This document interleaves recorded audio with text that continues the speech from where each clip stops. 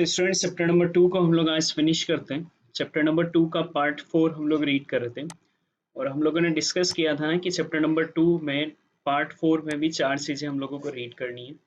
Reporting system, then MIS, फिर data analytics and business intelligence last class में हमने read किया था। Business reporting and fundamentals of XBRL आज रीड करना है, ये हमारा इम्पोर्टेंट पार्ट है। और एक applicable regulatory in compliance requirement का एक छोटा सा ही पार्ट था, वो हम लोग कर चुके हैं। देखो यहाँ एक वर्ड आ रहा है बिजनेस रिपोर्टिंग। हमारा आज का जो कंटेंट है वो पूरी तरीके से बिजनेस रिपोर्टिंग से रिलेटेड है। उससे पहले रिपोर्टिंग सिस्टम वापस से एक बार व्यू कर लो क्या था ना। हमने रिपोर्ट में रीड किया था कि रिपोर्ट का मतलब होता है कि इंफॉर्मेशन को प्रेजेंट करना प्रॉपर एंड मीनिंगफुल वे में। और रिपोर्टिंग सिस्टम एक सिस्टम होता है जो आपको रेगुलर रिपोर्टिंग देता है प्री डिसाइडेड एस्पेक्ट पर। वो हमारे लिए रिपोर्टिंग सिस्टम था।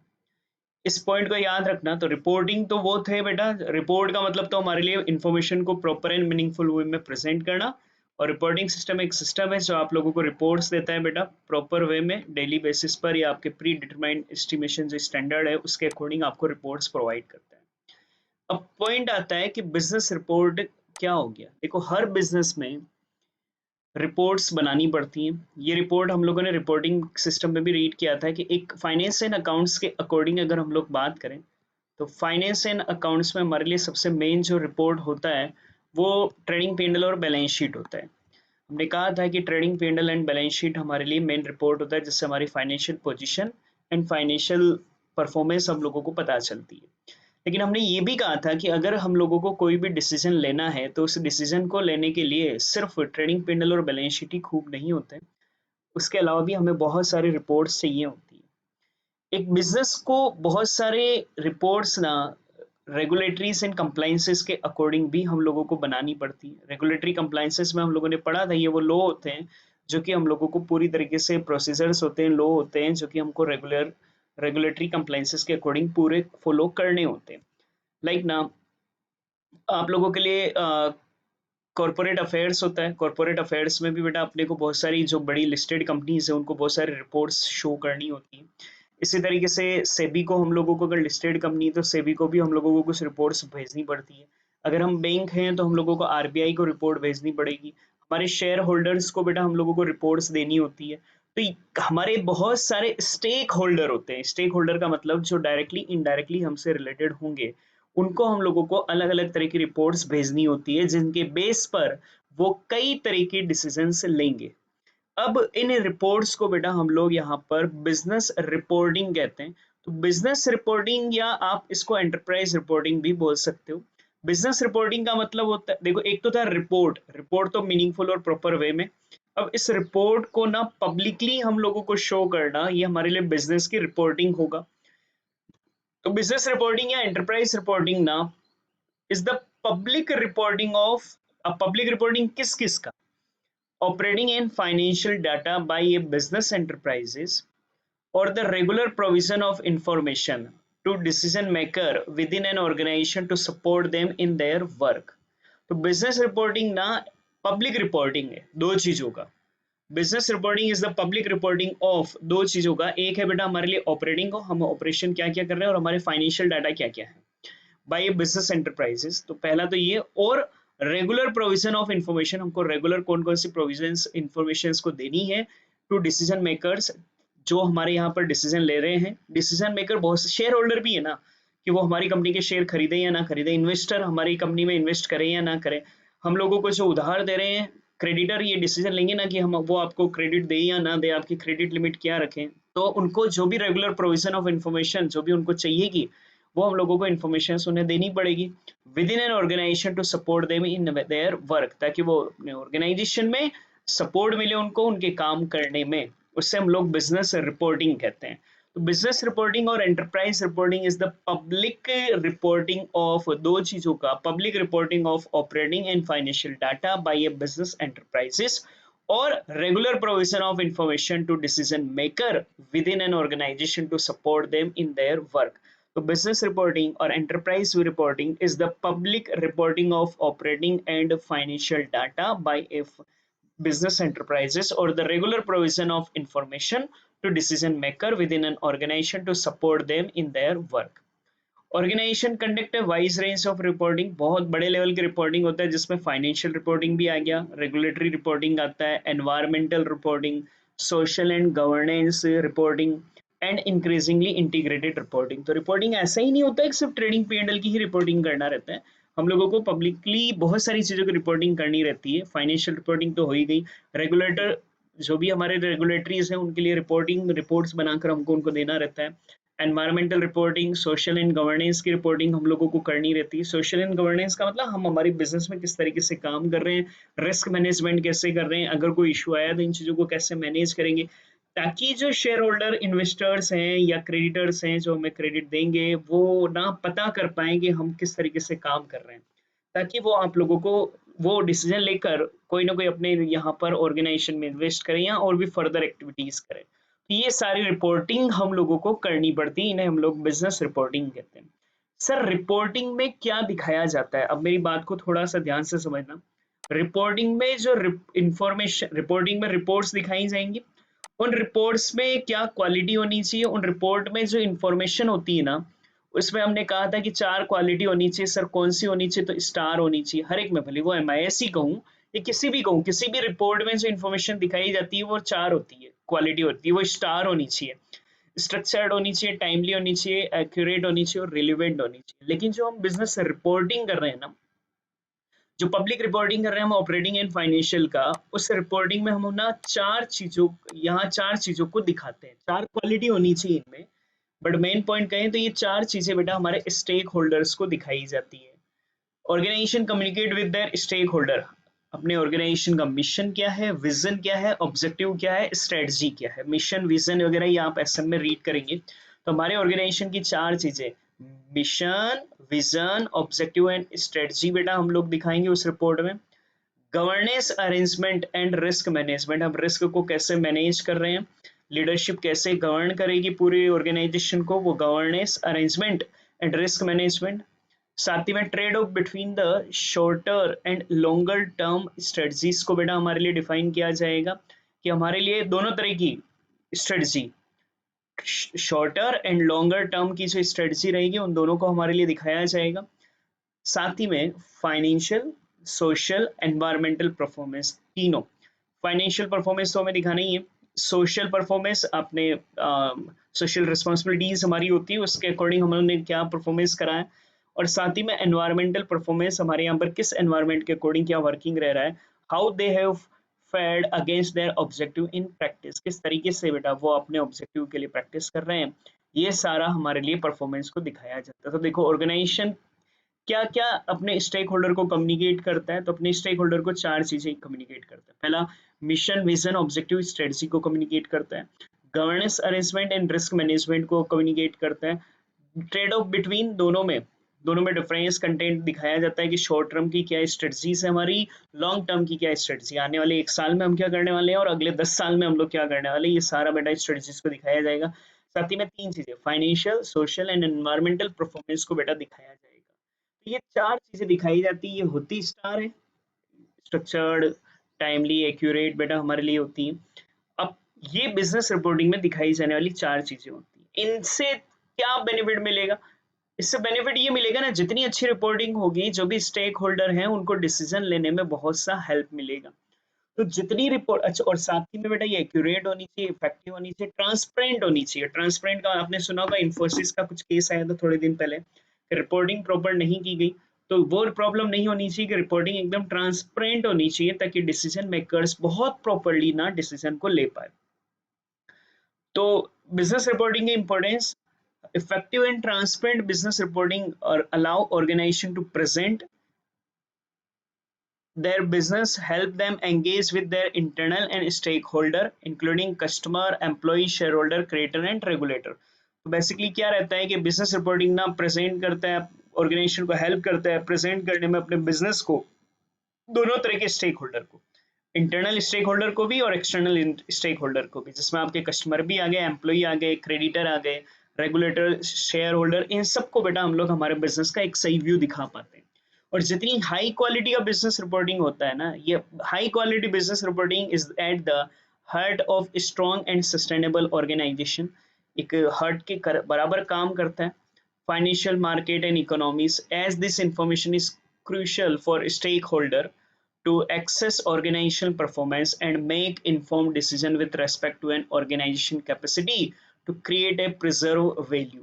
तो बेसिकली ना ये हर्ट के समान होता है, और जितनी अच्छी रिपोर्टिंग मिलती है उससे स्टेक होल्डर ना बेसिकली बहुत अच्छे से डिसीजन ले पाते हैं। स्टेक होल्डर का मतलब सब हो गया ना, कस्टमर हो गए, एम्प्लॉई हो गए, शेयर होल्डर हो गए, क्रेडिटर, रेगुलेटर, ये ना अच्छे वे में डिसीजंस ले पाते हैं और उस डिसीजन से वैल्यू क्रिएट कर पाते हैं। वैल्यू क्रिएट करने का मतलब सिर्फ मनी की वैल्यू ही नहीं है, आपकी गुडविल क्रिएट होना ये अपने आप में एक वैल्यू क्रिएशन हो जाता है। तो ये सब बड़ा हेल्प हमारे लिए करता है। As organisation fully depend on their stakeholder, हम पूरी तरीके से हमारे स्टेक होल्डर पर ही डिपेंड है। वो इन्वेस्टमेंट ही नहीं करेंगे तो बिजनेस कहाँ से करोगे। For sustainable success it is in their interest to provide them with high quality report, इसलिए जरूरी है कि हम हमेशा उनको हाई क्वालिटी रिपोर्ट यहाँ पर प्रोवाइड करें। For example, high quality reporting reduce the risk for lender. जितनी अच्छी रिपोर्टिंग आपने करी हुई ना, क्योंकि आपकी जो रिपोर्ट्स आपने दी है, लाइक ट्रेडिंग पिनल बैलेंस शीट ही दिए हैं, उसी से तो देखकर बैंक आपको लोन देगा। अगर रिपोर्ट ही गलत है तो रिस्क है लेंडर्स के लिए, पैसा डूब सकता है। और रिपोर्ट अगर सही है तो कंपनी की सिचुएशन बहुत, आप लोगों ने ट्रांसपेरेंट सिचुएशन दिखाई है, तो बेसिकली हमारे लिए यहाँ पर रिस्क कम आएगी।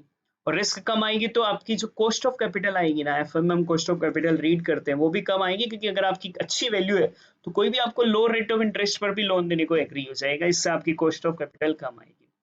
High quality report also promote better internal decision making, आप इंटरनल डिसीजन बहुत अच्छे से ले सकते हैं, क्योंकि आपको आपकी कंपनी की प्रॉपर कंडीशन पता है, ट्रांसपेरेंट कंडीशन पता है। High quality information is integral to the success management of the business and is one of the major driver of sustainable organization structure। तो मैनेजमेंट जितना अच्छा बेटर वे में decision ले पाएगा, सक्सेसफुल बिजनेस सक्सेसफुल होगा और आपके ऑर्गेनाइजेशन की सक्सेसफुल बेटा यहाँ पर रन सस्टेनेबल ऑर्गेनाइजेशन में सक्सेस हो। तो बिजनेस रिपोर्टिंग क्या है, देखो पहले तो डेफिनेशन ध्यान रखना। तो बिजनेस रिपोर्टिंग एक पब्लिक रिपोर्टिंग है दो चीजों का, operating and financial data by business enterprises और the regular in provision of information to decision maker. Decision maker का मतलब यहाँ स्टेक होल्डर हो गए within an organisation to support them in their work. हमको बहुत सारी रिपोर्टिंग करनी पड़ती है, फाइनेंशियल रिपोर्टिंग करनी होती है, रेगुलेटर रिपोर्टिंग करनी होती है, environmental reporting, social reporting, governance reporting हम लोगों को करनी होती है। इनमें चार चीजें दिखाई जाती हैं बिजनेस की रिपोर्टिंग में। हम हमारा मिशन दिखाते हैं, हमारा विजन दिखाते हैं, ऑब्जेक्टिव्स दिखाते हैं, हमारी स्ट्रेटजीज को शो करते हैं, governance arrangement and risk management को दिखाते हैं, ट्रेड ऑफ बिटवीन दो चीजों के बीच में शॉर्टर एंड लॉन्गर स्ट्रेटजीज में ट्रेड ऑफ दिखाते हैं। साथ ही में तीन बातें, financial, social and environmental performance, हम लोग इसमें बिजनेस की रिपोर्टिंग में शो करते हैं। अब बिजनेस रिपोर्टिंग की इंपॉर्टेंस क्या है, तो तीन इंपॉर्टेंस हमारे लिए बिजनेस रिपोर्टिंग की होती है। ये effective and transparent business reporting allow करता है ऑर्गेनाइजेशन को कि वो प्रेजेंट कर पाता है अपने स्टेक होल्डर को। अब दोनों तरह के, चाहे वो इंटरनल स्टेक होल्डर हैं या एक्सटर्नल स्टेक होल्डर हैं, जिनमें कौन कौन शामिल होते हैं, हमारे कस्टमर शामिल होते हैं, शेयर होल्डर शामिल होते हैं, एम्प्लॉइज, क्रेडिटर और रेगुलेटर्स को हम लोग हमारी ट्रांसपेरेंट सिचुएशंस बता पाते हैं। जो हाई क्वालिटी बिजनेस रिपोर्टिंग होती है ना, ये हार्ड है बिजनेस का, और इसी से हम लोग हमारे स्टेक होल्डर्स को हमारी परफॉर्मेंस दिखा पाते हैं, जिससे वो एक डिसीजन ले पाते हैं और वैल्यू क्रिएट कर पाते हैं।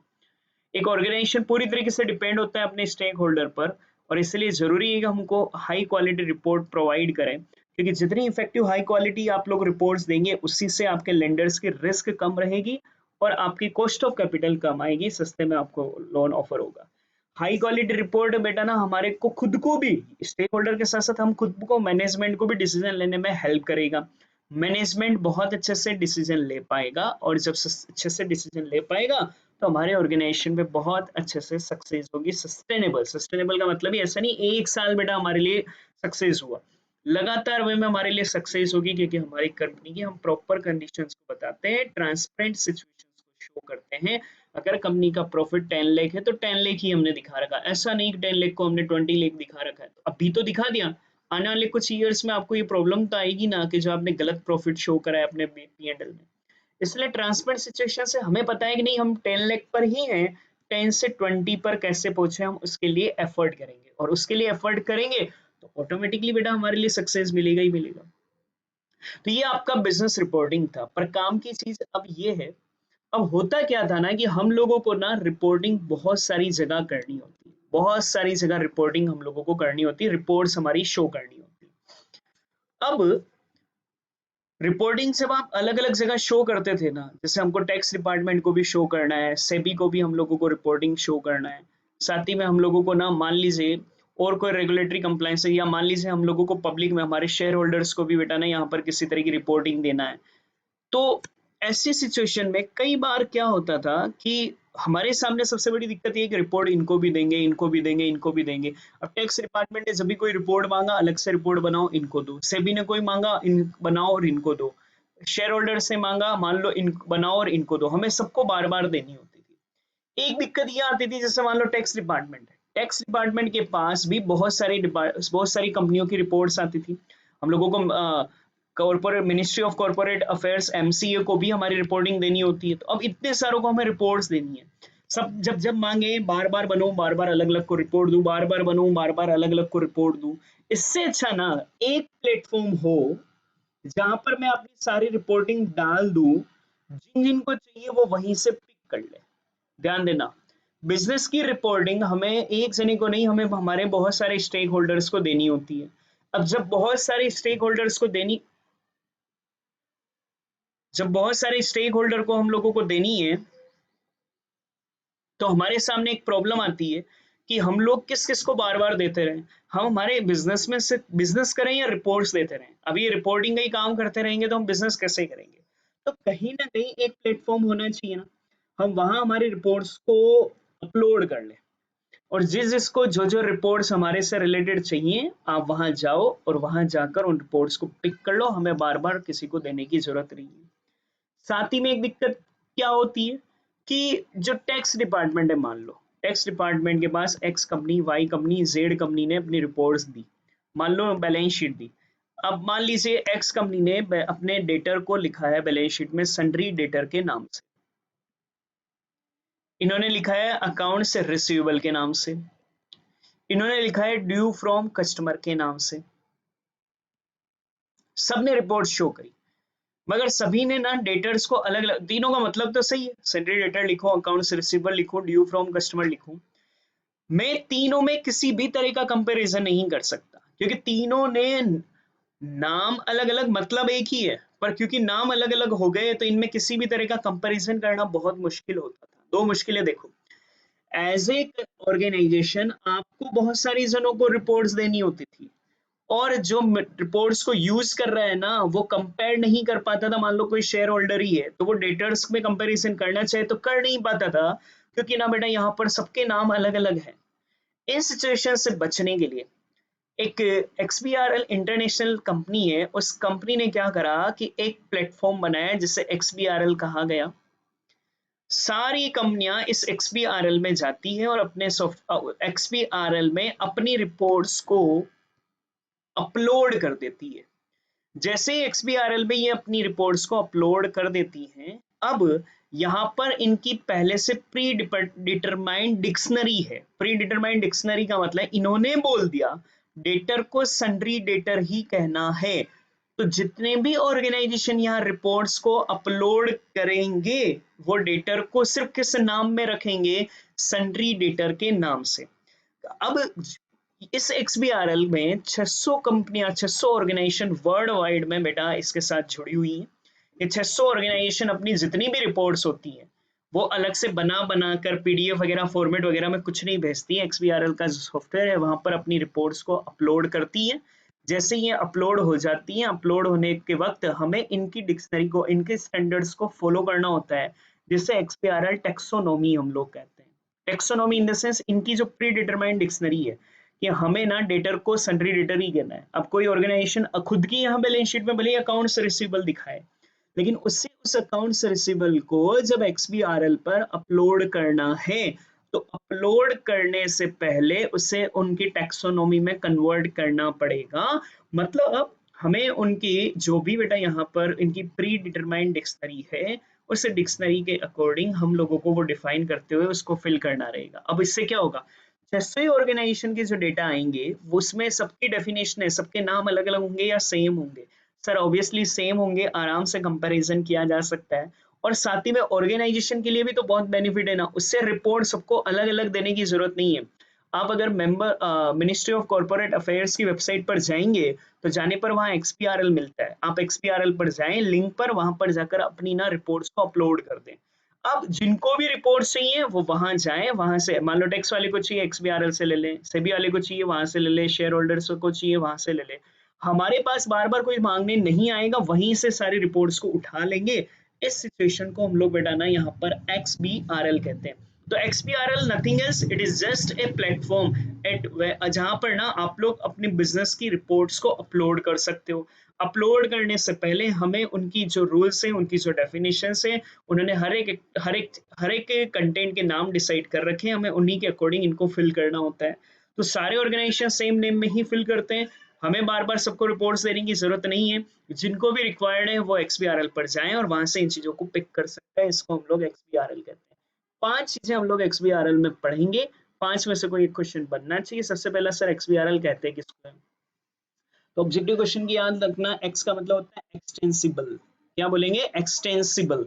अच्छा, BR तो वही है, बिजनेस रिपोर्टिंग का लैंग्वेज है, ये बिजनेस की रिपोर्ट जो हम लोगों को करनी है ना उसकी लैंग्वेज है ये, एक्सटेंसिबल बिजनेस रिपोर्टिंग लैंग्वेज है। ये फ्रीली अवेलेबल है ग्लोबल स्टैंडर्ड में फॉर और सिर्फ इंडिया में ही नहीं, ग्लोबल लेवल पर बेटा हमारे लिए ये अवेलेबल है। और XBRL वर्ल्ड में करीब 50 कंट्री में यूज आ रहा है। और XBRL के डॉक्यूमेंट क्रिएट होते हैं एवरी ईयर यहाँ बहुत सारे डॉक्यूमेंट क्रिएट होते हैं, रिप्लेसिंग ऑर्डर, पुरानों को हटाया जाता है, paper based reports with more useful. जो पेपर बेस्ड होती थी पहले रिपोर्टिंग, टैक्स वालों ने मान लीजिए बेटा आपसे ट्रेडिंग P&L बैलेंस शीट मांगे, तो पहले क्या होता था, हम ट्रेडिंग P&L बैलेंस शीट की कॉपी करते थे, कॉपी करके डिपार्टमेंट में डिपॉजिट कराते थे। अब तो आपको पता है कि सारा काम ऑनलाइन हो गया, लेकिन उसी कंसेप्ट में हमारे लिए यहाँ पर ना XBRL के डॉक्यूमेंट्स बेटा, पुराना जो सिस्टम था पेपर बेस उसको पूरी तरीके से हटा दिया और अब आप रिपोर्टिंग यहाँ दे देते हो। और साथ ही में इफेक्टिव रहता है और एक्यूरेट रहता है। क्यों इफेक्टिव और एक्यूरेट रहता है? देर में भी ऐसी दिक्कत हो सकती है कि टैक्स वालों को डेटर दिखाए तब हमने 5 लाख भरे थे, शेयर होल्डर को दिखाए तब हमने 8 लाख भर दिए, हो सकता है जानबूझकर भरे हो, एरर भी हो सकती है।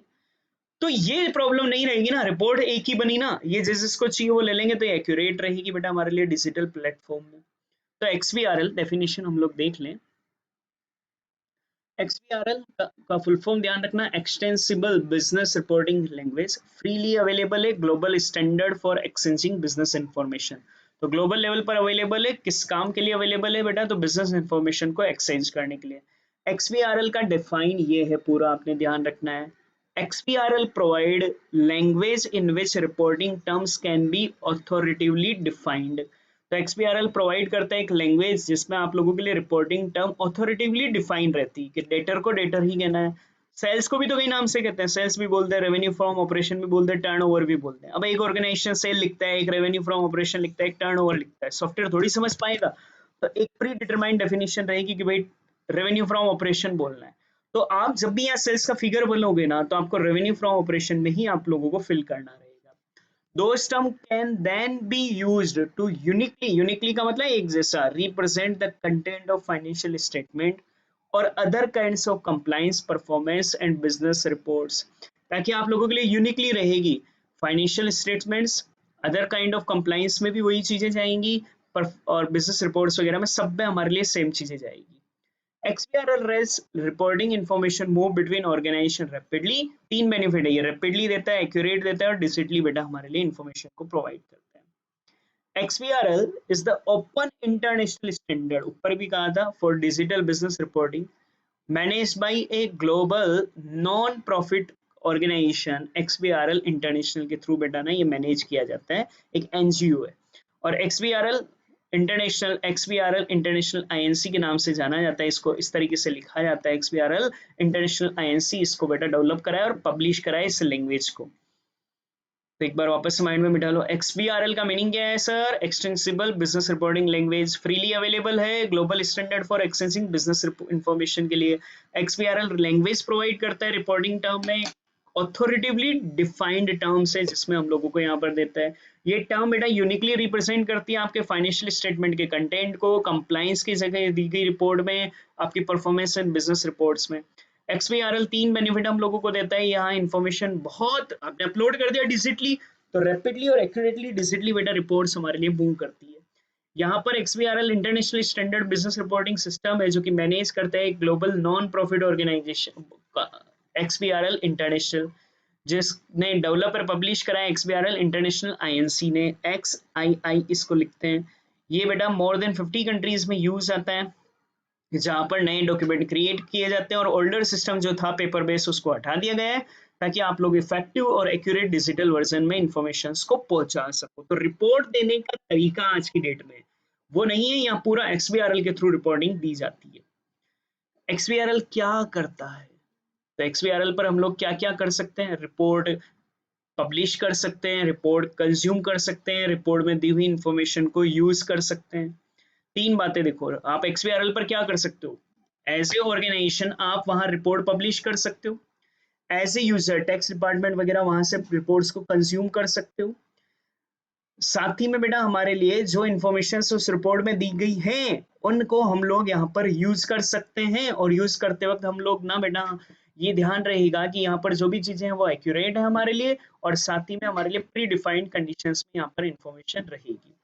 एक ऑब्जेक्टिव क्वेश्चन याद रखना, XBRL ना बार कोड फॉर रिपोर्टिंग्स होता है। यहाँ पर रिपोर्टिंग के लिए बार कोड होते हैं। बार कोड देखा ना, आप कोई कंपनी का प्रोडक्ट करते हो तो बार कोड रीड करते हैं, ऐसे रिपोर्टिंग करते हैं तो बार कोड सिस्टम होता है, उससे आपको रिपोर्टिंग करनी होती है।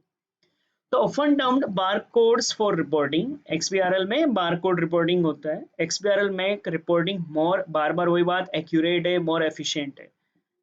It allows unique text to be associated with reported facts, allowing, क्या क्या अलाउ करता है बेटा? People publishing report to do so with confidence that the information contained in them can be consumed and analyzed accurately. आप जब यहाँ पर people publish कर सकते हैं इस विश्वास के साथ कि उनकी रिपोर्ट्स को एनालाइज और एक्यूरेटली कंज्यूम किया जाएगा। अब पीपल कंज्यूम कर सकते हैं रिपोर्ट को to test them against a set of business and logical rules के according. Business and logical rules के अकॉर्डिंग हम लोग कंज्यूम कर सकते हैं। Sir rules in the sense algorithm हम लोग डिफाइन करते हैं कि भाई हम लोगों को ना मान लीजिए कि इतने 6 महीनों की सेल्स ही देखनी है, तो यहाँ आप लोग ना उस डिसाइड रूल्स के अकॉर्डिंग 6 महीने की सेल्स दे पाएंगे। 1 महीने की डिटेल देखनी तो उस कंपनी की 1 महीने की बेटा बिजनेस एंड लॉजिकल रूल्स के अकॉर्डिंग बेटा यहाँ पर टेस्ट कर पाओगे उस कंपनी की ऑर्गेनाइजेशन की रिपोर्ट को, to capture and avoid mistakes at their source, ताकि किसी तरह की कोई मिस्टेक ना रहे। People using the information consume कर पा रहे थे, अब यूज कर पाएंगे to do so in the way that best suits their need, जो उनको बेस्ट जरूरत है उसके अकॉर्डिंग बेटा ने यहाँ पर यूज कर पाएंगे, including by using different language. अच्छा यहाँ अलग अलग लैंग्वेज में मिलता है, ऐसा नहीं कि इंग्लिश है, इतनी कंट्रीज में यूज आता है इसलिए सबकी लैंग्वेज में मिलता है। तो आपको चाहिए कि नहीं मुझे इंग्लिश में नहीं कन्नड़ा में देखना है तो कन्नड़ लैंग्वेज में हम लोग उन चीजों को देख पाएंगे। अल्टरनेटिव करेंसीज में देख पाएंगे, डॉलर में देखना है तो डॉलर में आपको रिपोर्ट्स मिल जाएगी, रुपीज में देखना है तो सिस्टम खुद उनको रुपीज में कन्वर्ट कर दे देगा, and in their preferred style, और कोई आपकी जो प्रिफर्ड स्टाइल है उसके अकॉर्डिंग आप लोग यहाँ पर रिपोर्ट्स को यूज कर पाओगे। साथ ही में people consuming the information to do so confident that, उनको ये कॉन्फिडेंट रहेगा कि data provided to them confirms of a set of sophisticated pre-defined destination। आप जब यूज करोगे ना इंफॉर्मेशन तो आपको ये कॉन्फिडेंस रहेगा कि यहाँ सन्ड्री डेटर का मतलब डेटर ही है। सन्ड्री डेटर का मतलब होगा नहीं कि दूसरी कंपनी ने इसको कहीं पर भी सन्ड्री डेटर को रिसीवेबल के नाम से दिखा रखा होगा, तो आपको ये कॉन्फिडेंस रहेगा ना डेटर इस मैं दो कंपनी को अगर कंपेयर कर रहा हूँ XBRL की रिपोर्ट में से, तो मेरे को कोई कंफ्यूजन नहीं रहेगा, दोनों ने डेटर को डेटर के नाम से ही दिखा रखा होगा, ये मेरे को कॉन्फिडेंस यहाँ पर मिलेगा। चार बातें माइंड में बिठा लो। People publishing report to do so with confidence that the information content in them can be consumed and analysed accurately. Publish करने वाला कॉन्फिडेंस रहेगा कि उसकी रिपोर्ट बेटा ना यहाँ पर कंज्यूम और एनालाइज एक्यूरेट की जाएगी। कंज्यूम करने वाला बेटा यहाँ पर कंज्यूम कर पाएगा दो चीजों से, बिजनेस एंड लॉजिकल रूल्स के अकॉर्डिंग, ताकि किसी तरह की कोई मिस्टेक ना रहे सोर्स में। पीपल यूज कर पाएंगे इंफॉर्मेशन को जो उनकी नीड है, अपनी लैंग्वेज में, अपनी करेंसी में, और कोई प्रिफर्ड स्टाइल में। पीपल कंज्यूम कर पाएंगे इंफॉर्मेशन को, उनको ये कॉन्फिडेंस रहेगा कि जो डेटा यहाँ प्रोवाइड किए गए हैं वो प्री डिफाइंड डेफिनेशन में दिखाए गए हैं, और इस प्री डिफाइंड डेफिनेशन को टेक्सोनोमी कहा जाता है। अब एक चीज आती है, आपको जब यहाँ XBRL में रिपोर्ट्स दिखानी होती है ना बेटा, तो आपको टैगिंग करना पड़ता है अपने फाइनेंशियल डाटा को। क्या करना होता है बेटा? टैगिंग करना होता है, टैग करना होता है अपने डेटा को टेक्सोनोमी के अकॉर्डिंग। सर ये क्या होता है, इसको मैं जरा सा समझा दूं एक कंडीशन के साथ। मान लीजिए ये मेरा ना टेली है। थोड़ी देर के लिए मान लीजिए मेरे मेरे ऑर्गेनाइजेशन में ये एक रिपोर्ट तैयार हुई थी। यहाँ मान लीजिए कि मैंने ना अकाउंट्स रिसीवेबल दिखाया था, एक फिगर मान लीजिए कि ना मैंने यहाँ पर थोड़ा सा मैं कंटेंट को बढ़ा दूं। मैंने यहाँ पर अकाउंट्स रिसीवेबल दिखाया था के नाम से।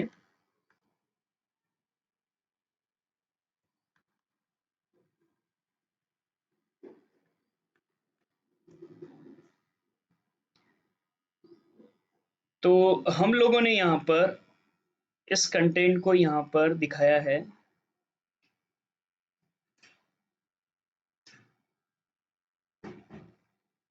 अकाउंट्स रिसीवेबल, और मान लीजिए वो अमाउंट हम लोगों ने शो कराया 5 लाख इसका।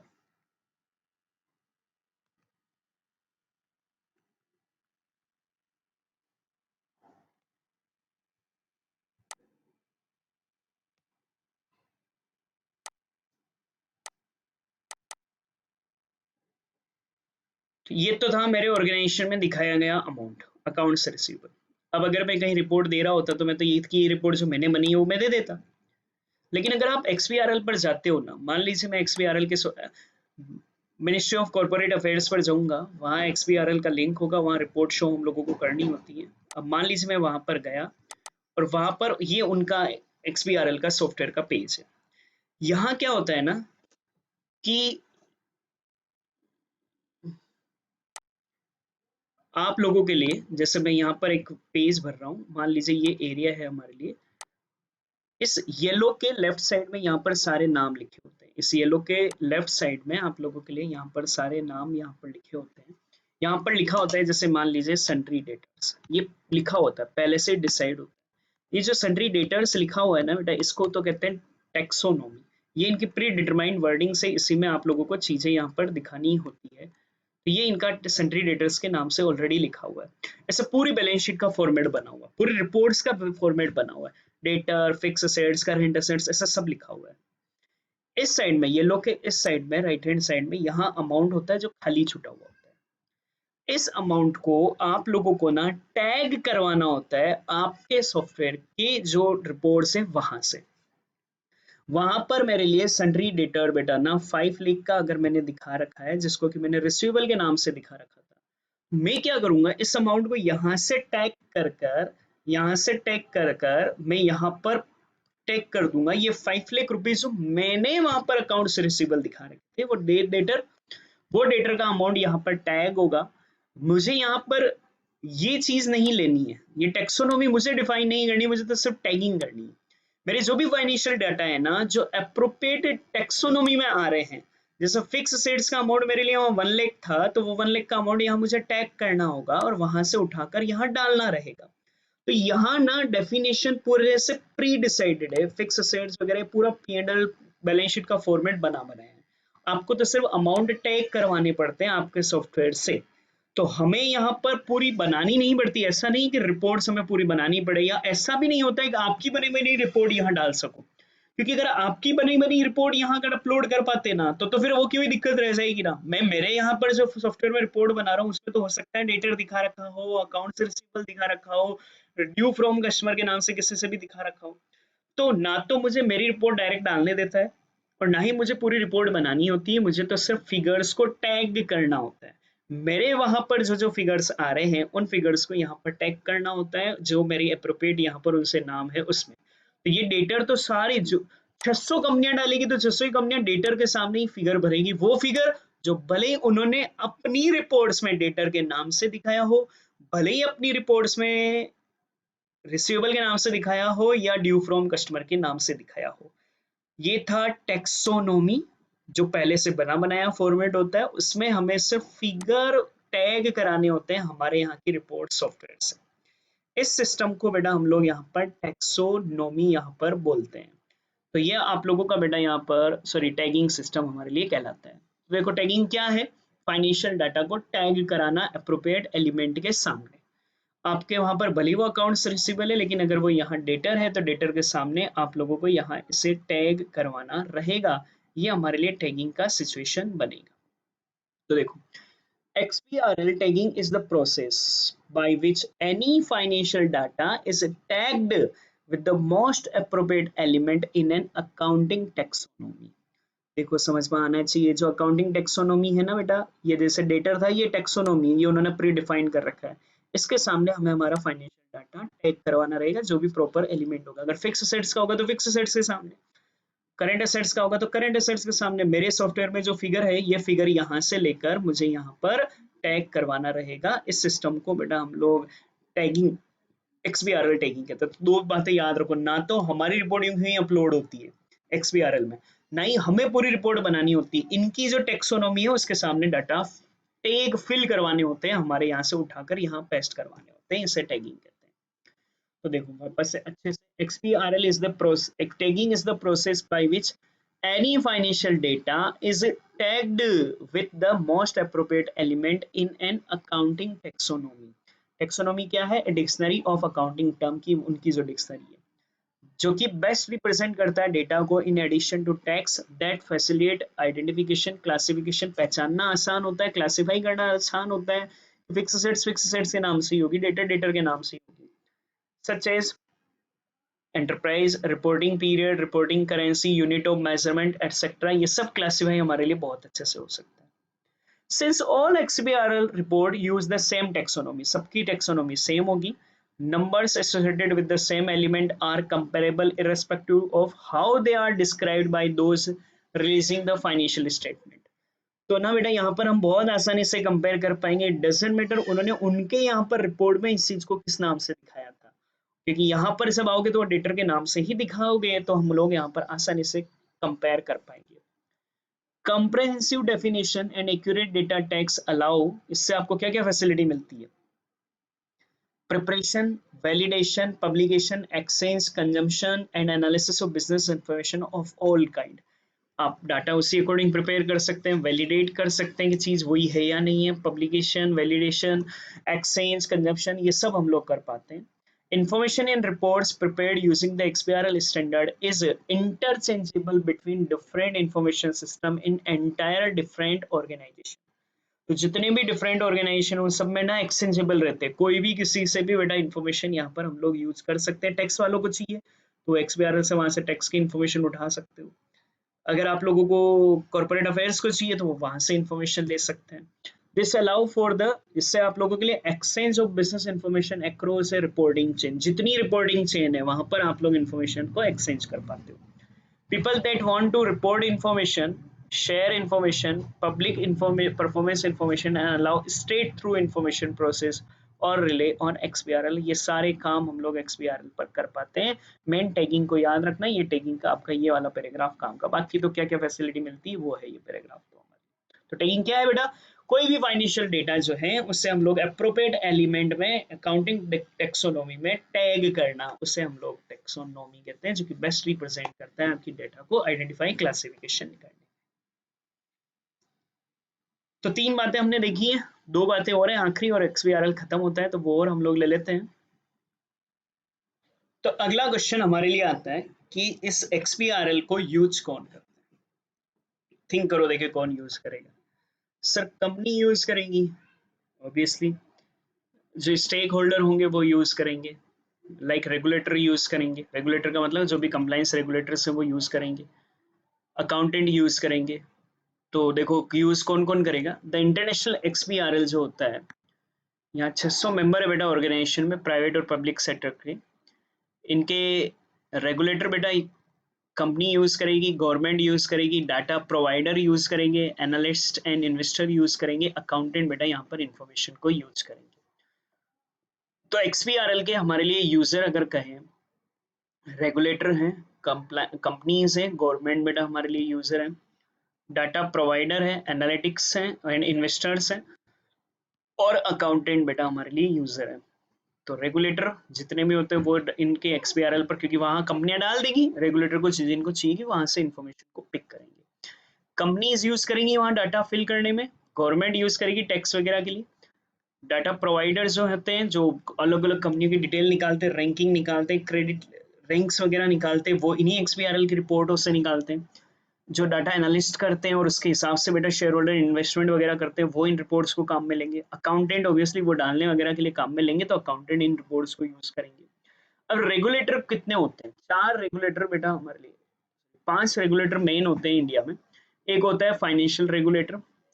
तो फाइनेंशियल रेगुलेटर बेटा इनकी इंफॉर्मेशन को यूज करेगा, that need significant amount of complex performance and risk information about the institution that they regulate। वो ये देखेंगे कि परफॉर्मेंस क्या है, रिस्क के बारे में चीजों को देखेंगी। Security regulator and stock exchange analyse करेगा performance and compliance of listed companies and securities and need to ensure that this information is available to market to consume and analyze। Business registrars need to receive and make publicly available a range of corporate data about private and public companies including annual financial statement के लिए इन reports को काम मिलेगा। Tax authority that need financial statement and other compliance information from companies to process and review their corporate tax affairs। And statistical and monetary policy authorities need financial performance information from many different organizations। तो देखो पहले तो mind में बिठाओ, 5 तरह के regulator बेटा use करते हैं। Financial regulator, security regulator and stock exchange, business registrar, tax authorities, statistical and monetary policy authority. 5 regulator use करते हैं। Financial regulator, security regulator and stock exchange, business registrar, tax authorities, statistical and monetary policy authorities. अब कब क्यों क्यों use करते हैं ये भी थोड़ा याद रखना पड़ेगा। फाइनेंशियल रेगुलेटर तो significant amount of complex performance and risk information about institution को रेगुलेट करने के लिए।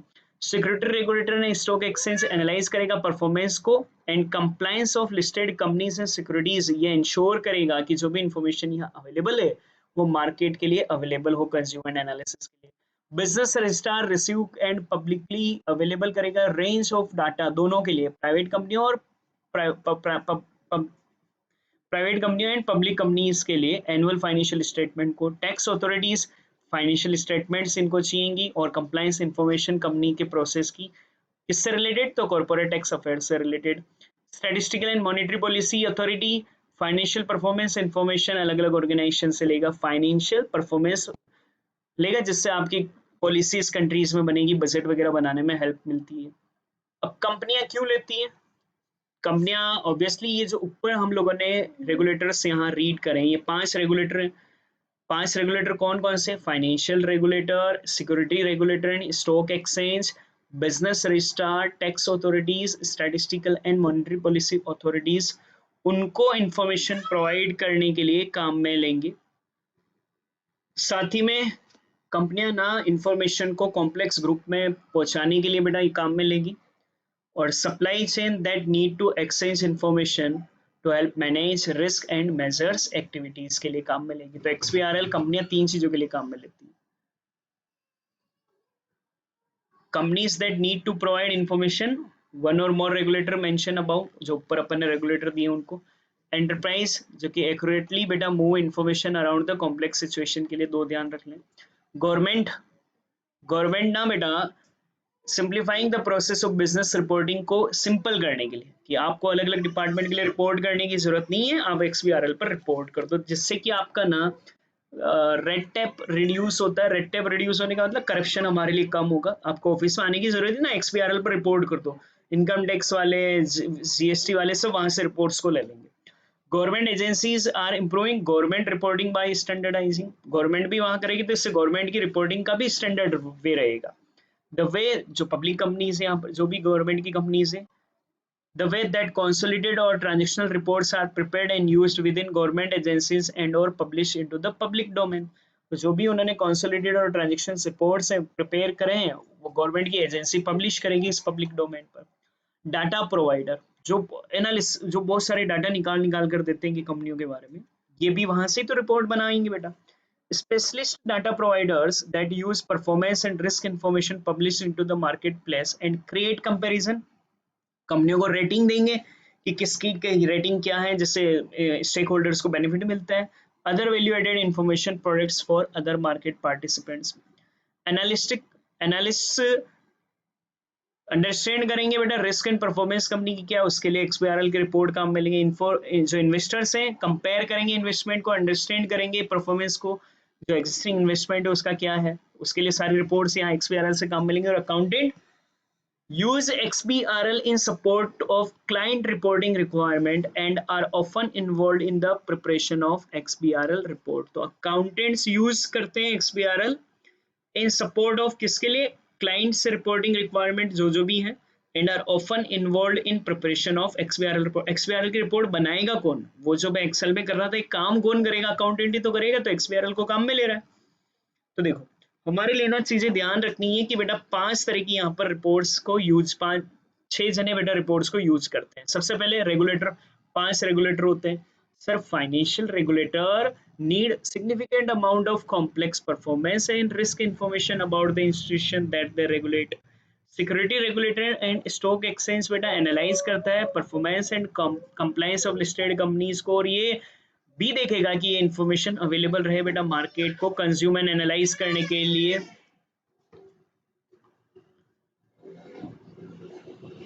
तो बिजनेस रजिस्ट्रार बेटा यहाँ पर यूज करता है किसके लिए, कि पब्लिकली अवेलेबल रहे range of corporate data related to public and private companies. Tax authorities बेटा फाइनेंशियल स्टेटमेंट और इन्फॉर्मेशन किससे रिलेटेड, कॉर्पोरेट टैक्स अफेयर से रिलेटेड इन्फॉर्मेशन को चेक करते हैं। स्टैटिस्टिकल एंड मॉनेटरी अथॉरिटीज बेटा फाइनेंशियल परफॉर्मेंस इन्फॉर्मेशन को अलग अलग ऑर्गेनाइजेशन से लेते हैं। कंपनी के लिए 2 बातें याद रख लें, एक तो कंपनी जो ऊपर रेगुलेटर पड़े हैं उनको इन्फॉर्मेशन देने के लिए, और एंटरप्राइज जो कि बेटा ना अपनी इन्फॉर्मेशन बेटा देना चाहते हैं कॉम्प्लेक्स ग्रुप में, इतने सारे जनों को देनी होती है इन्फॉर्मेशन, उसके लिए XBRL पर डाल दो, वहीं से सब जने देख लेंगे। गवर्नमेंट 2 चीजों के लिए, बिजनेस रिपोर्टिंग को सिंप्लीफाई करने के लिए ताकि रेड टेप कम हो जाए बेटा, और साथ ही में खुद की रिपोर्टिंग को भी स्टैंडर्डाइज करने के लिए ताकि वो जो भी डाटा प्रिपेयर किए हैं बेटा उन्होंने वो एक पब्लिक डोमेन पर यहाँ पर दे पाए। डाटा प्रोवाइडर जो कि डाटा देते हैं, परफॉर्मेंस एंड रिस्क इंफॉर्मेशन को पब्लिश करते हैं मार्केट में और कंपैरिजन करते हैं, रेटिंग देते हैं, वैल्यू एडेड इंफॉर्मेशन प्रोडक्ट देते हैं, वो लोग भी बेटा XBRL की रिपोर्ट को काम मिलेंगे। एनालिस्ट्स भी यूज करते हैं ताकि वो अंडरस्टैंड कर पाए रिस्क एंड परफॉर्मेंस क्या है। इन्वेस्टर्स भी यूज करते हैं 2 बार, एक तो पोटेंशियल इन्वेस्टमेंट कितना कर पाए और जो इन्वेस्टमेंट कर रखा है उसका क्या हमारे लिए परफॉर्मेंस है वो XBRL की रिपोर्ट से पता चलेगा। अकाउंटेंट यूज करते हैं एक तो XBRL की रिपोर्ट को प्रिपेयर करने के लिए और क्लाइंट रिपोर्टिंग रिक्वायरमेंट्स को पूरा करने। आखिरी पॉइंट XBRL की इंपॉर्टेंस क्या है, और बेटा वो 4 इंपॉर्टेंस है। देखो XBRL एक तो टेक्सोनॉमी रहती है, क्लियर डेफिनेशन रहती है। क्लियर डेफिनेशन का मतलब जो डिफाइन किया हुआ है डेटर, मतलब डेटर उसी में आपको देना है। XBRL करता है creation of reusable authoritative definition को, रीयूजेबल मतलब बार बार आप उन्हीं डेटर्स में, और ऑथोरेटिव है ये डेफिनेशन में देना है जिसको हम लोग टेक्सोनॉमीज कहते हैं, that capture the meaning content in all the reporting term used in business reports as well as the relationship between all the them। सारी इंफॉर्मेशन को लेता है और उसके बीच में रिलेशन बेटा आप लोग बना पाते हो क्योंकि डेफिनेशन सारी कंपनियों की एक ही है। टेक्सोनॉमी डेवलप्ड बाय, कौन डेवलप करता है, जो ऊपर हमने 5 रेगुलेटर्स देखे ना वो, साथ ही में जो अकाउंटिंग स्टैंडर्ड्स दिए गए हैं उसके अकॉर्डिंग, गवर्नमेंट की एजेंसीज के according and other groups that need to clearly define information that need to be reported upon. ये वो लोग बताएंगे ना कि उनको ये रिपोर्ट्स में डाटा चाहिए, उसके अकॉर्डिंग टेक्सोनॉमी तैयार होती है। XBRL does not limit what kind of information is defined। इसमें कोई लिमिट नहीं है। It's a language that can be used and extended as need। जितनी जरूरत हो उतनी बढ़ाई जा सकती है, इसीलिए इसको XBRL एक्सटेंसिबल कहा जाता है। कि ऐसा नहीं कि जो दिया हुआ है सिर्फ वही, इसके अलावा भी आपको अगर और कोई चीज ऐड भी करनी है ना नए से तो वो ऐड किया जा सकता है और उसके अकॉर्डिंग आप इंफॉर्मेशन और बढ़ा सकते हो। तो यहाँ क्लियर डेफिनेशन होती है। Testable business rule, business rule को टेस्ट कर सकते हो, मतलब कंपेयर कर सकते हो, स्पेसिफाइड पीरियड के अकॉर्डिंग चीजें निकाल सकते हो, रेशियो वगैरह देख सकते हैं, ये हमारे लिए टेस्टेबल किए जा सकते हैं बिजनेस रूल को। XBRL allow the creation of business rule that constrain what can be reported। Business rules can be logical, ये रूल क्या हो सकते हैं, लॉजिकल भी रूल हो सकते हैं, 5 लाख से ज्यादा कमाने वाले, 5 लाख से कम कमाने वाले, मैथमेटिकल हमारे लिए रह सकते हैं, दोनों आ सकते हैं, कैन बी यूज्ड। जैसे अब ये कुछ रूल है, stop poor quality information being Saint, तो यहाँ डिफाइन रहेगा, इससे क्या होगा ना, पुअर क्वालिटी की इंफॉर्मेशन आप कोई सेंड नहीं कर सकते हो ए रेगुलेटर और third party by being run by the prepare while the report is in draft. जब रिपोर्ट बना रहे हो तभी पक्का है कि एक रूल डाल रखा है कि आप लोगों के लिए 1 लाख से, या मान लीजिए फिगर के अमाउंट में अपन ने डिफाइन कर रखा है कि वहां आप लोग अल्फाबेट नहीं डाल सकते। ऐसा हो सकता है ना, हम लोग जब वहां 5 लाख टैग कर रहे हो वहां गलती से हम लोग ABCD फिल कर दें, तो ये नहीं कर पाओगे, ये हमारे लिए स्टॉप पुअर क्वालिटी करेगा। तो पुअर क्वालिटी की इंफॉर्मेशन भेज नहीं सकते तो एक्सेप्ट भी नहीं होगी ना। Stop poor quality information being accepted by A regulator और थर्ड पार्टी, ना तो कोई भेज सकता है ना ही पुअर क्वालिटी की बेटा यहाँ पर एक्सेप्ट होगी। फ्लैगिंग और हाईलाइटिंग क्वेश्चनेबल इन्फॉर्मेशन, आप यहाँ क्वेश्चन लगा सकते हो। मान लीजिए आपने रिपोर्ट डाली, टैक्स अथॉरिटी को अगर लगता है कि नहीं यार यहाँ कुछ इशू है, तो वो वहां पर फ्लैग लगा सकता है ना, छोटे छोटे फ्लैग लगा दिए जाते हैं, यहाँ हम लोगों को ये प्रॉब्लम आ रही है, आप इसको वेरीफाई करें। हाईलाइट किया जा सकता है ताकि उसी के हिसाब से ना आप लोगों को फॉलो कर पाए, करेक्शन कर पाए, एक्सप्लेनेशन दे पाए कि नहीं सर आप जो समझ रहे हो वो गलत है, ये हमारा एक्सप्लेनेशन। रेशियो क्रिएट होते हैं, ये मैथमेटिकल आप लोगों के लिए रूल्स बन गए। एग्रीगेशन होता है, other kind of value added information हमारे लिए यहाँ पर तैयार होती है। 2 पॉइंट और है, देख लेते हैं एक साथ, फिर बता देता हूँ। फिर एक है मल्टीलिंगल। मल्टीलिंगल का मतलब मल्टी लैंग्वेज में, अपन ने ऊपर भी देखा था, एक ही लैंग्वेज नहीं होती, बहुत सारी लैंग्वेज में इन्फॉर्मेशन यहाँ आप चाहो जिसमें देख सकते हो। Concept definition to be prepared in as many languages as necessary. Transactions of definition can also be added by third parties. तो transaction third party अपने according और involve भी कर सकते हैं, extendable है। This means that it's possible to display range of reports in different language to the one that they are prepared in without any additional work. तो आपने एक लैंग्वेज में डाल दिया ना, कोई दूसरी लैंग्वेज में देखना चाहे तो कोई एक्स्ट्रा काम करने की जरूरत नहीं, ऑटोमेटिक आप सेलेक्ट कर सकते हो लैंग्वेज। और साथ ही में आपको स्ट्रॉन्ग सॉफ्टवेयर सपोर्ट मिलता है। स्ट्रॉन्ग सॉफ्टवेयर है बेटा ये XBRL। आप अगर खुद की रिपोर्ट को अलग अलग लैंग्वेजों में बनाना चाहते हैं तो आप सोचो ना कितना बड़ा सॉफ्टवेयर खरीदना पड़ता है। आपको तो कुछ नहीं करना ना, आपने इंग्लिश में डाल दिया मान लीजिए, उसके बाद बेटा XBRL पर जो भी जाएगा उसको जिस लैंग्वेज में चाहिए वो क्लिक करेगा, हिंदी तो हिंदी में आएगा, इंग्लिश तो इंग्लिश में आ जाएगा, और कोई लैंग्वेज में चाहिए तो और कोई लैंग्वेज में। देखो कितने बेनिफिट है बेटा हमारे लिए XBRL के। सर 4 बेनिफिट है XBRL के। क्लियर डेफिनेशन मिलती है यहाँ पर, इसे हम लोग टेक्सोनॉमी कहते हैं, सबकी सेम रहेगी। ये कौन डिफाइन करता है, regulator, accounting standards, government agencies define करती है उनको कौन कौन सी डेफिनेशन में इंफॉर्मेशन चाहिए, और साथ ही में और कोई चीजें ऐड करनी है तो वो कर सकते हैं, इसलिए इसको एक्सटेंडेबल कहते हैं। बिजनेस रूल्स हम लोग टेस्ट कर सकते हैं, वो लॉजिकल भी हो सकते हैं, मैथमेटिकल भी हो सकते हैं, दोनों भी हो सकते हैं। तो ये क्या प्रोवाइड करता है बेटा, ना तो कोई स्टॉप पुअर क्वालिटी बेटा इंफॉर्मेशन को सेंड कर पाएगा, ना ही कोई एक्सेप्ट कर पाएगा। साथ ही में आप लोग ना कोई भी क्वेश्चनेबल, टैक्स अथॉरिटी ने चेक करा कुछ लगा क्वेश्चनेबल तो वो फ्लैग लगा सकता है, हाईलाइट कर सकता है, उसी के अकॉर्डिंग हम उसको फॉलो करेंगे, उसका क्लैरिफिकेशन और करेक्शन देंगे। रेशियो वगैरह हम लोग क्रिएट कर सकते हैं। मल्टीलिंगुअल सपोर्ट मिलता है, कई सारी लैंग्वेज में हम लोग ले सकते हैं, और यहाँ पर एक स्ट्रॉन्ग सॉफ्टवेयर मिलता है, स्टेक होल्डर एक स्टैंडर्ड के अकॉर्डिंग यहाँ काम कर पाते हैं। तो देखो क्या रीड करा, इंपॉर्टेंट है बेटा आज का क्लास का, अच्छे से बहुत अच्छे से याद कर लेना। पहला देखा हम लोगों ने बिजनेस रिपोर्टिंग, तो बिजनेस रिपोर्टिंग ना पब्लिक रिपोर्टिंग है, रिपोर्टिंग करना, public reporting operating and financial data को, जो कि डिसीजन मेकर्स को बेटा यहाँ पर चाहिए। साथ ही में बहुत सारी रिपोर्ट्स हमको बनानी होती है जिसमें 4 चीजें दिखाते हैं, mission, vision, objective, strategy, governance, arrangement, risk management, दोनों में trade off shorter and longer term बेटा स्ट्रेटजी में, financial, social and environmental performance को। बिजनेस रिपोर्टिंग क्यों इंपॉर्टेंट है, तो इफेक्टिव जितना होगा ना उतना ही बेटा हमारे लिए यहाँ पर बिजनेस को, हमारे स्टेक होल्डर्स को दिखाने में हेल्प मिलेगी। वो इंटरनल भी हो सकते हैं, एक्सटर्नल भी। ये स्टेक होल्डर में कौन कौन शामिल होते हैं, तो customer, employ, share holder, creator, regulator शामिल होते हैं। एक हाई क्वालिटी की बिजनेस रिपोर्टिंग हमारा हार्ट होता है बिजनेस का, जैसे आप स्टेक होल्डर को रही सही इन्फॉर्मेशन पहुंचा पाते हो जिससे कि वो सही डिसीजन ले पाते हैं और क्रिएट वैल्यू कर पाते हैं। एक ऑर्गेनाइजेशन पूरी तरीके से स्टेक होल्डर पर डिपेंड करता है सस्टेनेबल सक्सेस के लिए, इसलिए जरूरी है कि हमको उनको एक अच्छी रिपोर्ट दें, और जितनी अच्छी रिपोर्ट देते हैं उससे इंटरनल डिसीजन मेकिंग भी अच्छा होता है, जिससे मैनेजमेंट को हेल्प मिलती है और सस्टेनेबल डेवलपमेंट हमारा होता है। XBRL बेटा एक लैंग्वेज है जहां पर आप रिपोर्ट्स को अपनी डाल सकते हो, प्लेटफॉर्म है। तो ये एक्सटेंसिबल क्यों, क्योंकि चाहो जितनी डिफाइन हम लोग चीजें ले सकते हैं। बिजनेस रिपोर्टिंग लैंग्वेज है, फ्रीली है, ग्लोबल स्टैंडर्ड के अकॉर्डिंग। तो ये लैंग्वेज प्रोवाइड करता है अथॉरिटेटिव डेफिनेशन में, जिसको हम लोग टेक्सोनॉमी कहते हैं। ये आप लोगों के लिए फाइनेंशियल स्टेटमेंट और अदर क्लाइंट की परफॉर्मेंस को आप लोग यहाँ दे सकते हो। ये रैपिडली, एक्यूरेटली और डिजिटली इंफॉर्मेशन देता है। ये XBRL इंटरनेशनल है जो कि नॉट प्रॉफिट ऑर्गेनाइजेशन है। XBRL इंटरनेशनल INC है।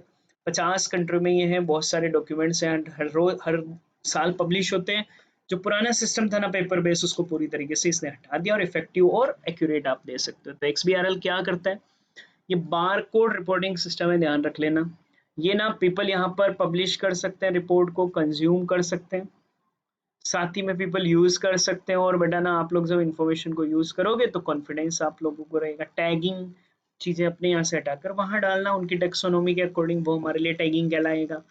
फिर बेटा हमारे लिए यूज कौन कौन कर सकता है? तो 5 रेगुलेटर यूज कर सकते हैं: financial regulator, security regulator, business regulator, tax authorities, statistical and monetary policy authority. Company के लिए दो बातें ध्यान रख लो, एक तो कंपनी ऊपर वाले रेगुलेटर्स को देने के लिए, और एंटरप्राइजेज जिनको बेटा कॉम्प्लेक्स ग्रुप में इंफॉर्मेशन देना है। गवर्नमेंट प्रोसेस सिंपल करने के लिए और इम्प्रूव करने के लिए अपने स्टैंडर्ड को।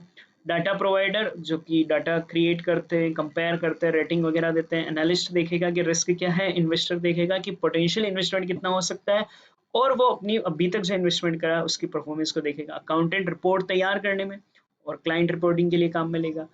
चार बेटा यहाँ पर इंपॉर्टेंस, क्लियर डेफिनेशन बेटा हमारे लिए यहाँ पर मिलता है।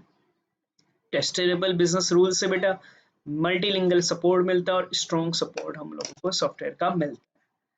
ये आप लोगों का चैप्टर नंबर 2 पूरी तरीके से फिनिश। इन्हीं टुकड़ों टुकड़ों में याद करो। 4 चीजों में हमने इसको बांटा, पहला पार्ट, सेकंड, थर्ड, फोर्थ को 4 हिस्सों में, उसी वे में याद करना है। ओके, नेक्स्ट क्लास में फिर न्यू चैप्टर स्टार्ट